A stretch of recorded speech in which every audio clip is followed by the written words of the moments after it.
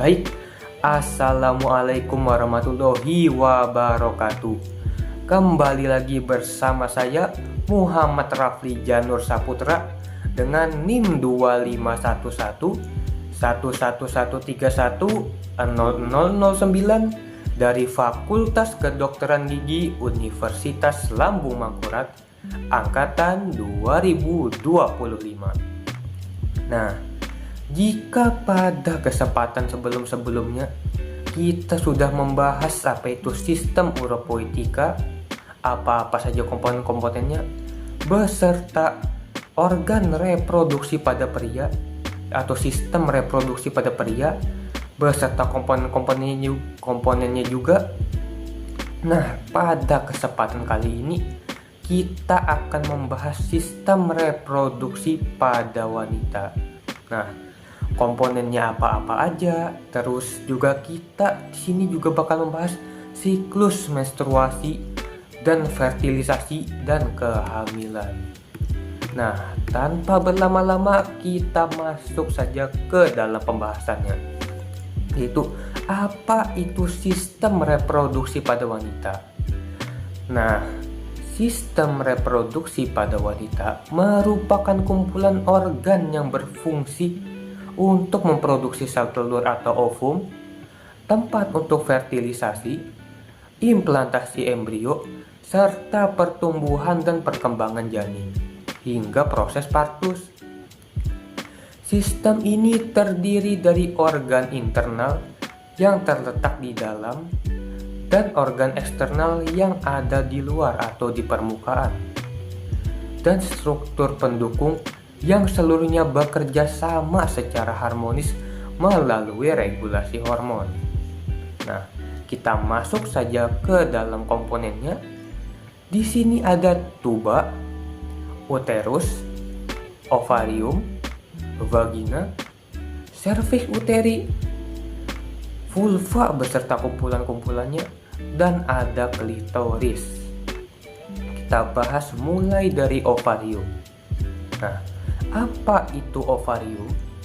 Jadi ovarium adalah organ berbentuk oval yang terletak di dalam kavitas pelvis, yang fungsinya adalah tempat dari oogenesis, yaitu proses pembentukan ovum.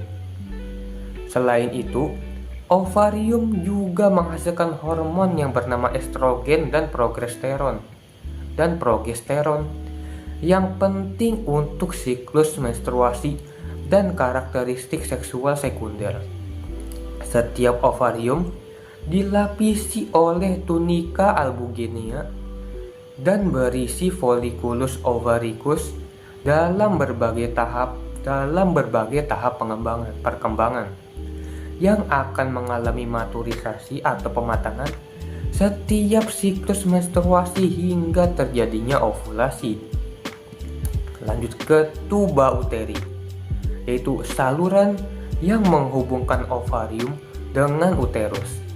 Terdiri dari 4 bagian, yaitu infundibulum, ampula, isthmus, dan pars uterina, yang masing-masing memiliki fungsinya dalam transportasi ovum. Fertilisasi umumnya terjadi di bagian ampula, tempat di mana sel telur bertemu dengan spermatozoon. Epitel pada tuba dilapisi sel bersilia yang membantu mengarahkan ovum menuju uterus. Sementara kontraksi otot polos juga membantu proses transportasi. Kita lanjut menuju uterus.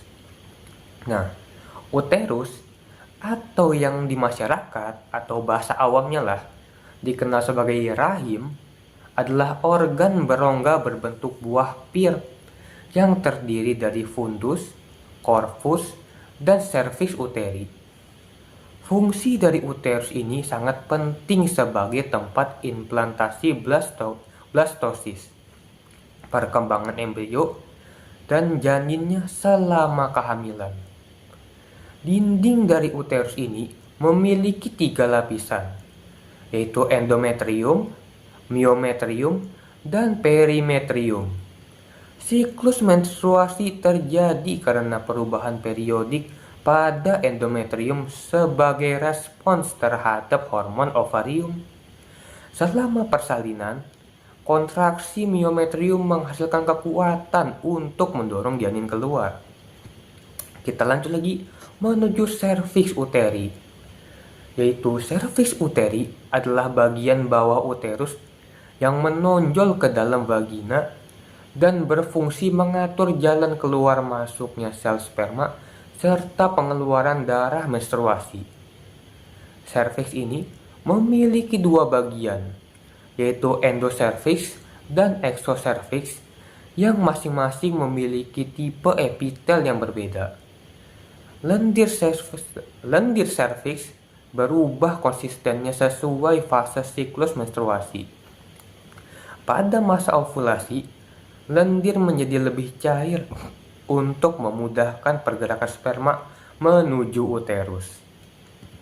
Lanjut lagi, yaitu vagina, yaitu saluran muskular elastis yang menghubungkan serviks dengan lingkungan luar. Selain berfungsi sebagai saluran untuk hubungan seksual atau kopulasi, vagina juga menjadi jalur keluarnya darah menstruasi serta janin lahir, atau bisa disebut kanalis partus. Epitel vagina bersifat non-keratinous stratified squamous yang dapat menyesuaikan diri terhadap gesekan dan perubahan hormonal. Lingkungan vagina bersifat asam karena aktivitas lactobacillus yang melindungi dari infeksi patogen. Kita lanjut ke organ eksternal. Di sini ada vulva, yaitu vulva adalah struktur yang jadi vulva itu mencakup berbagai struktur seperti labia mayora, labia minora, klitoris, vestibulum vaginae, dan glandula vestibularis majores atau kelenjar Bartholin.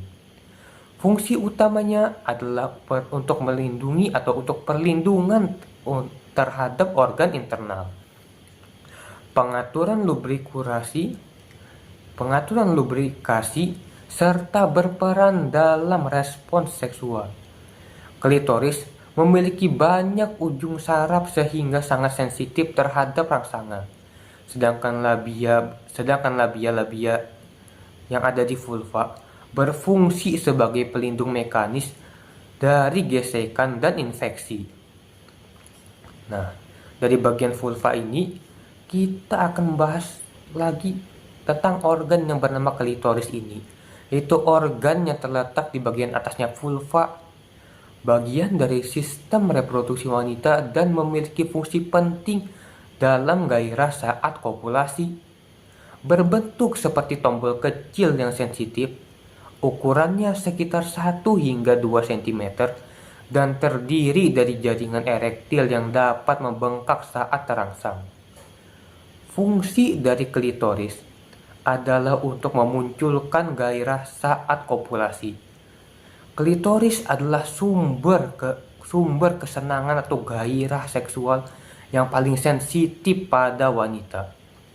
Yang kedua, untuk orgasme. Simulasi klitoris dapat menyebabkan orgasme pada wanita. Dan yang ketiga adalah peningkatan libido. Klitoris dapat meningkatkan libido dan gairah seksual pada wanita. Nah, kita lanjut ke siklus menstruasi. Nah, siklus menstruasi adalah perubahan fisiologis berkala pada sistem reproduksi wanita dengan rata-rata durasi 28 hari. Terdapat 3 fase utamanya, yaitu fase menstruasi, yaitu pengelupasan endometrium, fase proliferatif, di mana endometrium menebal kembali, dan fase sekretorik, ketika kelenjar endometrium aktif menghasilkan sekresi untuk mendukung implantasi. Bila tidak terjadi fertilisasi, kadar progesteron akan turun sehingga endometrium mengalami peluruhan. Kita lanjut ke fertilisasi dan kehamilan. Nah, fertilisasi terjadi ketika spermatozoon berhasil mencapai ovum di tuba uterina. Setelah pembuahan, zigot berkembang menjadi blastosis dan implantasi terjadi di endometrium uterus. Selama kehamilan, hormon seperti HCG, progesteron, dan estrogen mempertahankan endometrium, menekan ovulasi, dan mendukung pertumbuhan janin. Uterus akan membesar secara progresif hingga mencapai beberapa kali ukuran normalnya menjelang persalinan. Dan mungkin sekian ya materi yang dapat saya sampaikan pada kesempatan kali ini. Baik, saya tutup dan kalau ada salah kata ya kurang lebihnya saya mohon maaf. Saya tutup. Wassalamualaikum warahmatullahi wabarakatuh. Bye.